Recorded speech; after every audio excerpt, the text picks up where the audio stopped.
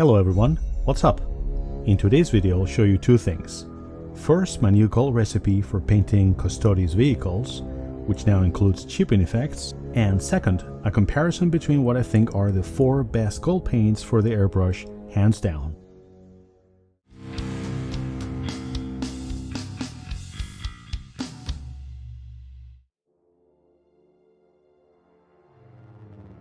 Here you can see one of my palette speeders after I finished applying the candy red and the 2 clear coat over it, as you saw in my last video. Needless to say, before we can start applying the gold, we need to protect our previous work, right? We'll do that with the help of liquid mask, and more specifically, Humbrol Mascol, which is by far the best product for this application. All we need for this is a painting well or pot with some tap water and a good synthetic brush. Make sure that your brush is not only in top shape, but also clean, and before you start, dampen it with water. Next, check that your liquid mask is well and truly liquid. If it has skunked up, do not use it for this. Also, take the product from the bottom, not from the neck of the bottle, and do not load up your brush with too much liquid. Now, this is like a coloring book. Pick a corner and trace the upper edge of the panel first, using a dabbing or tapping motion to apply the product, doing only a small section at a time. Take your time and do not load up your brush with too much product. Speaking of loading your brush, and this is absolutely critical guys, every 2 or 3 times that I load my brush, I will clean it thoroughly with water, using the paint well that you saw before. This is really the key to this entire step, for 2 reasons. First of all, it will prevent the most common issue with liquid mask, which is that it will get little spots that dry up on your brush, and then these will stick to the mask as you apply it, lifting it and making a big mess. Don't ask me how I know this. The second reason is that by keeping your brush damp with water at all times, you are effectively thinning the liquid mask, which works brilliantly with Mascol. It will become white if you thin it too much, at which point it will no longer work properly. If you like, I do have a dedicated liquid mask video, check out the card above. Anyway, once you're done, check your work. Sometimes I like to reinforce some of the more fragile areas, in particular as the slightly thinned mask will tend to drag more with gravity over such a smooth panel as this. When you're done with one panel, make sure to clean your brush thoroughly and change the water in your painting well. As you can see, this has quite a bit of liquid mask residue already. So, like I said before, take your time, follow the steps that I have explained, and trust the process. Your panels will be completely safe, and you will not have to paint any of that trim by hand. How long does it take to dry, I hear you ask? Well, this is what the first panel looked like by the time that I finished with the second one. As you can see, it's turning transparent. Now, when it's really dry, it will be completely transparent, so do not spray over it until it reaches that stage. So it's been a few hours, and the liquid mask has now dried completely, but before I sprayed the gold, there was one more thing to do, touching up the dark metallic undercoat. Why is this important, you ask, and why did I not apply the gold over black? Good questions, which I will answer later. All these border areas, or to quote the great Dan Abnett, liminal spaces, have not only candy red overspray, but also some overspray from the 2K clear. I'm switching to fine detail airbrush like this, so I have better control and avoid flooding the masked areas with paint. And speaking of paint, I'm using metallic smoke, again of course. As you can see, touching up that metallic undercoat is pretty easy like this. Some of the areas which were covered with 2K clear will initially repel the paint, but don't really worry about it, this enamel paint will stick to it just fine. So this is the finished product at the end of this stage. A nice, shiny and consistent dark metallic undercoat with the candy red panels intact and perfectly protected. Here you can see the reason why I went to all this trouble. That's right, I knew from the start that I wanted to try new things with these 2 Custodes palettes. And not just new products, but also new techniques. But Enrique, you've used chipping fluid with lots of builds before, I hear you say. Well, yes, you're not wrong, but none of my Custodes vehicles until now had any chipping whatsoever, so it was high time to give it a try. Now, there isn't a great deal to say about applying chipping fluid, except that you shouldn't completely drench any area. The liquid mask will hold just fine though. My only word of caution will be to make sure that the product dries thoroughly before you start applying your top coat.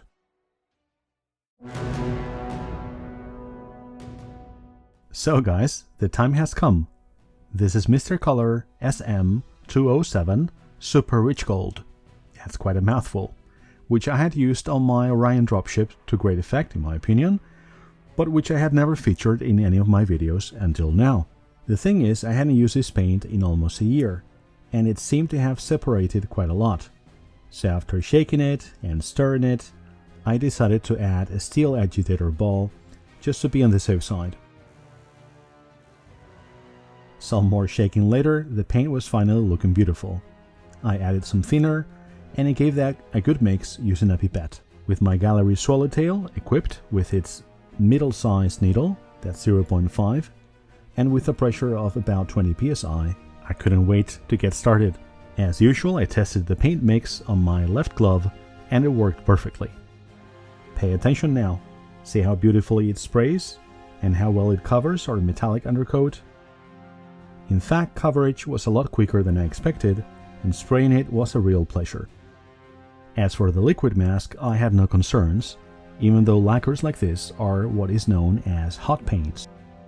In terms of the actual tone of the paint and the metallic flake in it, I thought it was looking really gorgeous, much better than my first Custodes vehicles. As pretty as the gold finish was, however, it was time to create some real wear and tear. Fake scratches painted by brush do not exist in this dojo. I knew from the beginning that getting a metallic lacquer like this to react with water and chipping fluid would be no easy task. With a thinner like Mr. Color in particular, the whole point is that the finish is really tough, so I knew that I would have to be patient. After applying quite a bit of water, I made a first pass with a toothpick, gently tapping, like Poe's raving, on the chamber door, on the raised edges. Switching to a flat brush, I started looking for the first signs of chipping, which continued to elude me. Until a few seconds later, my efforts paid off. There you go. That looked realistic, and it was also in a very good position.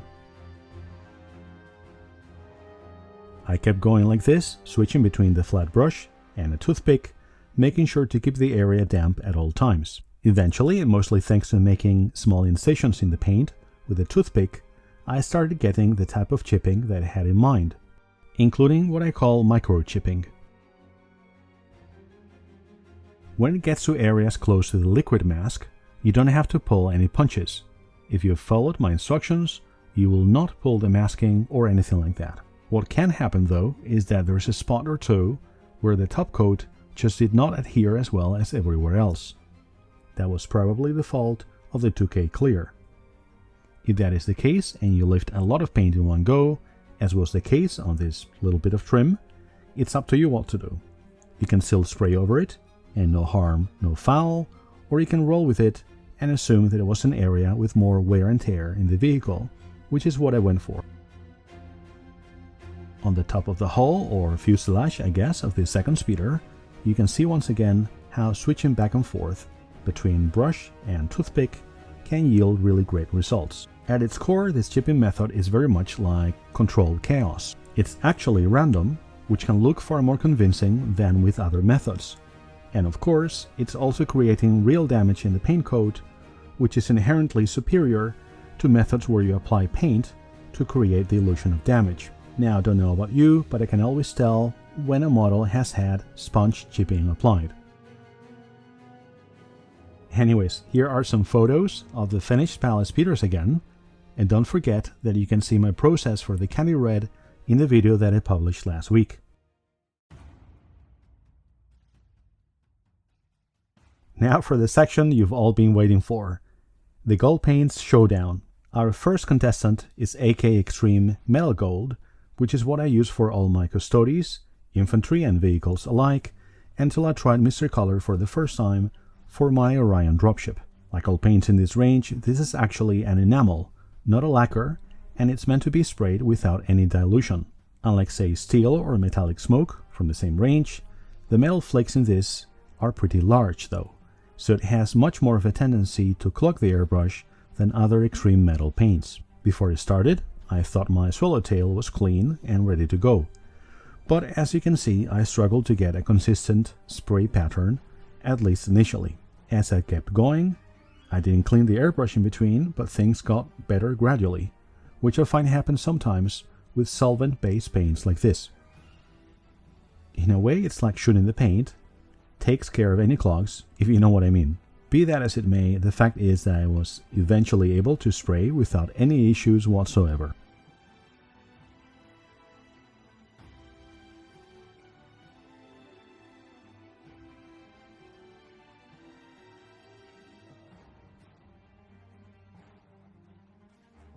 After a while, I opened the paint cup to see how much paint was left and thought, what the hell, let's give it another pass. Now this paint has never been super glossy, but it seemed to lack some of the sheen that I recalled on my Custodes, so I kept going and transitioned to more of a wet coat just in case. I didn't want you guys to get the wrong impression about a paint that had served me well for over a year.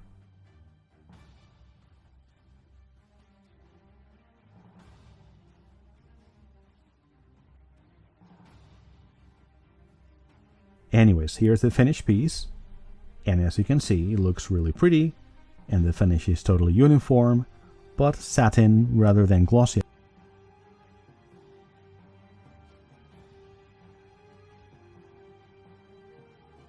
Time for our second entry, A-Stand Gold by Ammo of MIG.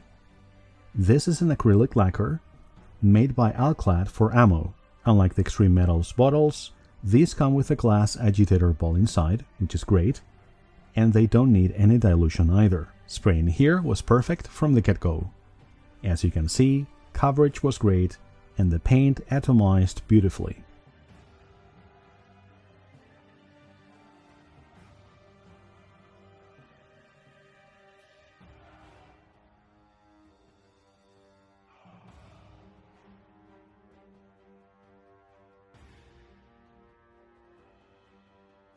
Look at that. This was shaping up to be a likely candidate for first place, I thought.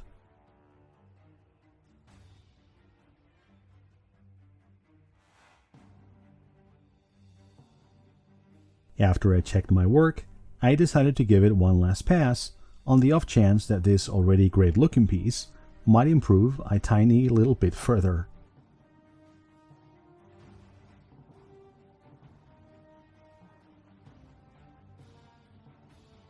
When I was satisfied, I checked the paint cup, and sure enough, there was quite a bit left. The paint had sprayed so well that I had been able to back off from the trigger and build up opacity super gradually. Upon final inspection, it became clear that we had at the very least a solid contender here. To get this sort of finish over a matte black primer base is no mean feat, trust me. Next, it was time to try a favorite of many of you, Vallejo Metal Color Gold.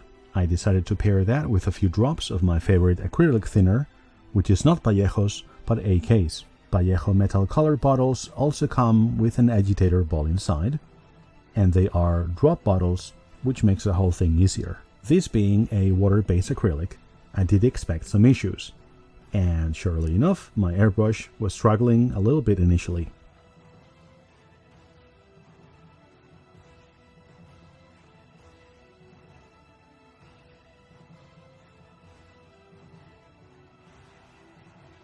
I had to compensate for this and be much more aggressive on the trigger than I had been with the previous paint.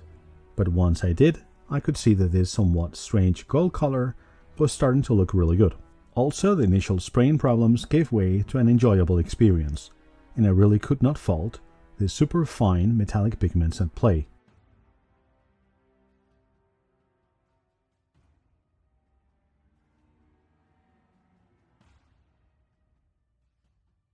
At this stage, this piece was looking really great, and I really should have left it at that and moved on. However, like Fulgrim, I strive for perfection, and in doing that, like him, I made a significant mistake. Wait for it. There.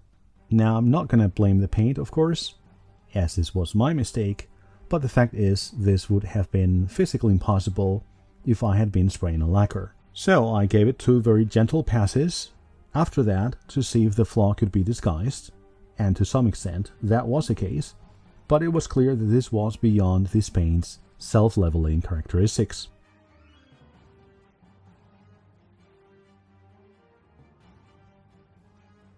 Nevertheless, except for that smudge, the spoon looked really beautiful upon final inspection. If I had to go with an acrylic, I'd happily choose this and just be mindful of spider webbing in future.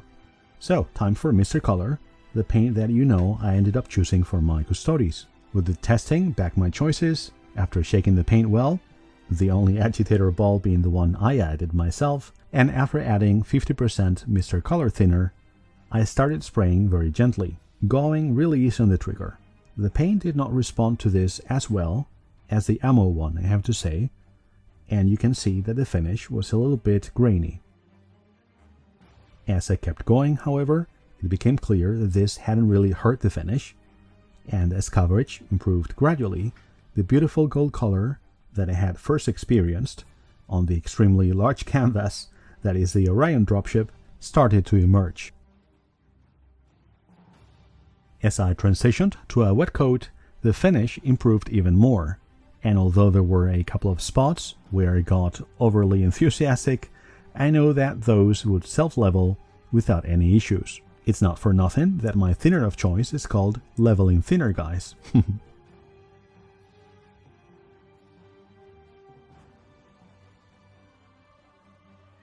Since I had quite a bit of paint left, I kept going with a couple more passes.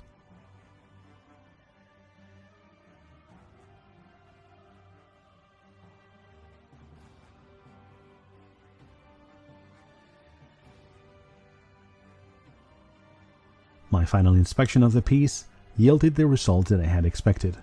A gorgeous gold tone without any flaws and with a lot of gloss.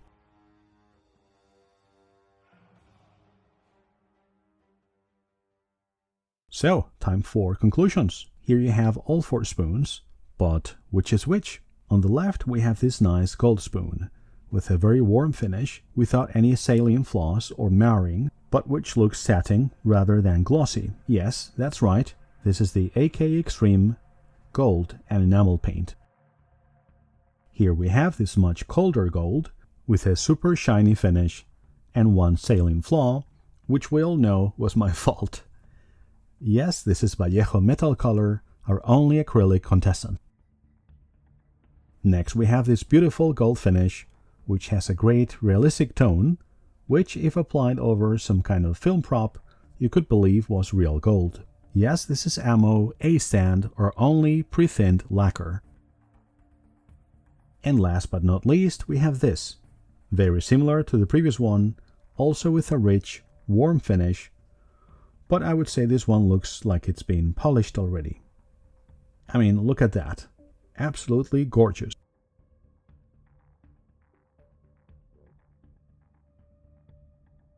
So I would say that's the order for me. First place goes to Mr. Color, second place to Ammo, third place to Vallejo, and sadly my old favorite, AK, is stuck in last place. Is that it though?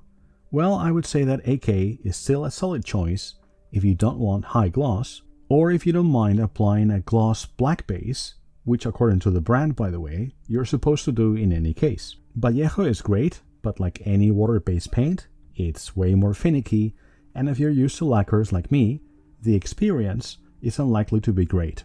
Now I would say Mr. Color is the one with the best finish, but Ammo is the most user-friendly of all 4 paints by far, and the difference between Ammo and Mr. Color is very small. So to be honest, you simply cannot go wrong with this amazing paint by Ammo. However, if you want the most realistic, most beautiful gold finish, and you don't mind finding your own thinning ratios, and a slightly grainier finish potentially at low pressures, Mr. Color is perfect for you. I'll be back in a couple of days with a video announcing several giveaways and events that are coming up.